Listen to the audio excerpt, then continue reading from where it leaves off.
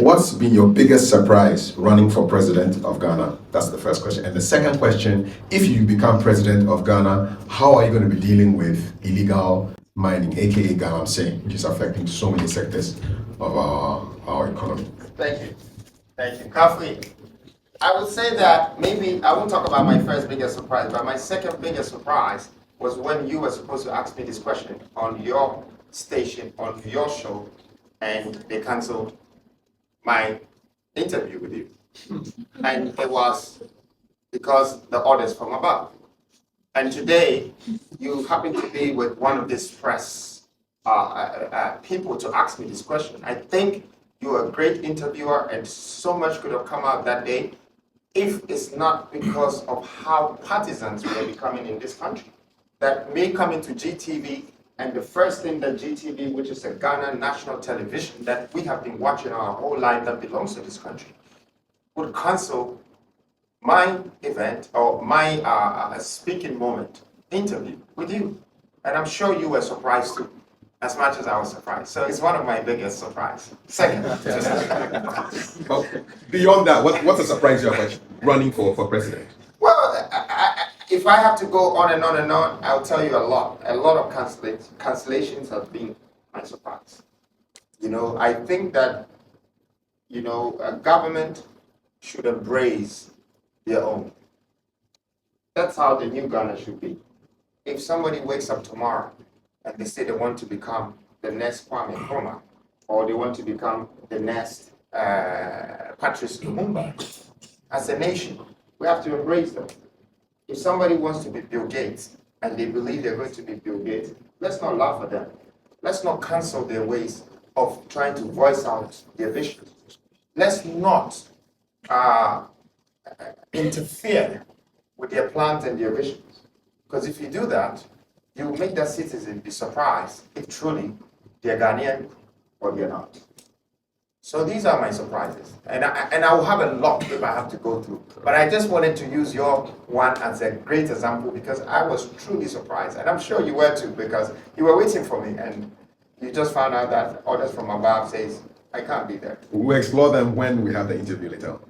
Well, I have been called twice and I still said that I feel like I need an apology letter from GTV, not from the government, but from them as an institution. It's only right that they have to say, we're sorry we treated you that way. Can we have an interview? And you'll be the first person I'd like to say that. Now, the second question, galamsey, okay, illegal mining. It is destroying our country. The sad thing is, it's not our country people that destroyed our country. They were still doing illegal mining.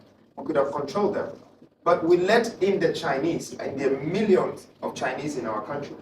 And they mine 24/7. Now all our waters are poisoned. And the food that we're starting to eat is this same water system that is feeding the ground.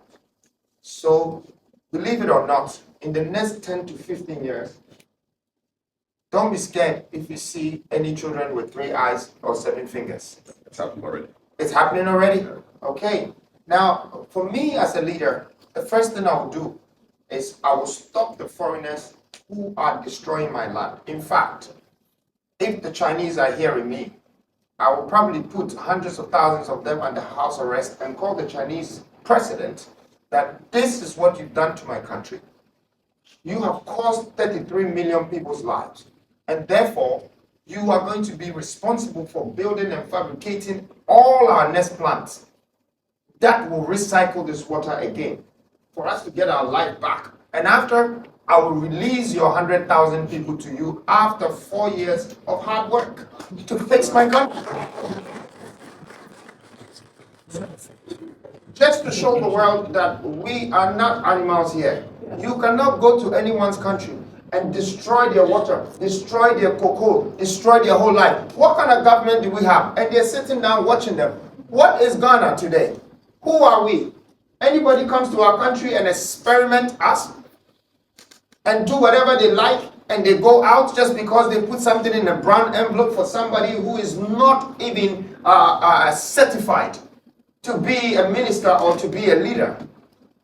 This revolutionary consciousness is to stop certain things that is coming from outside into our countries that It's being manipulated. You know, we are being restricted. We're being destroyed. And our leaders can see it. And they're just watching it happen. I watch. Now, on the other note, with the local people who are also Galamseys, what am I going to do to them? Would I arrest them too? No. But I have to call all of them. I have to stop them and re-employ them.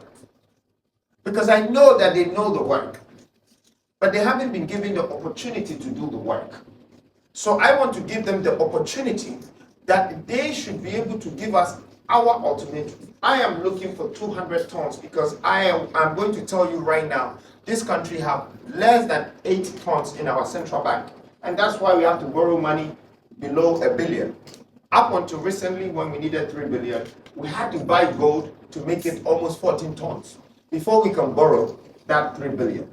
When you go to Dubai, when you go to Emirates, these people are buying our gold every day. They pack it, they refine it, keep it as reserves. When it gets to 200 tons, they call any financial institution and say, look at my gold. It's stamped, it's Swiss stamp. I need 200 billion. And you just show them the gold and you have to take the money. So we can let our Galamseys come and work for us in the next 3 years to reach the 200 billion, and I will write all your loans off one touch. Because you have the money. God has given you the wealth. If you cannot see it, the person who can see it better will come and take it. But I want you, and I want Ghanaians to be rest assured, I am not that Mbaguru. Minye obia afei ena me ba betena ho na me hwe me nkrofo na we sisi om na we fa we na we fa we nka sa na ye ka no dia nka manya me de bi ka me ba ha ba ye de but enam osunti ena nam no ma ekoso wo promanti enti ena meto anamon se me ba na ma ba me ma mo majai. And I will make sure I create wealth in this country. I will make sure I will bring jobs in this country. Because, say, if we're able to just get another 3.5 million workers, we will have 7 million workers. 7 million workers is what we had in 1960. And the country was slightly above 7 million, which means 90-something% where they had jobs. Today, we're 33 million. And it's at just above 12% that have jobs. The rest are unpaid. Just because we're tolerating foreigners and outsiders to come and take advantage of us. And we don't even know what to do with our own people. Our own people. We have 75%, which is 0 to 45 years. The youth, this is empowerment. What are we doing with them? So this question is a great question, and I hope that you can ask me another one, but I will leave it for when I get my apology letter.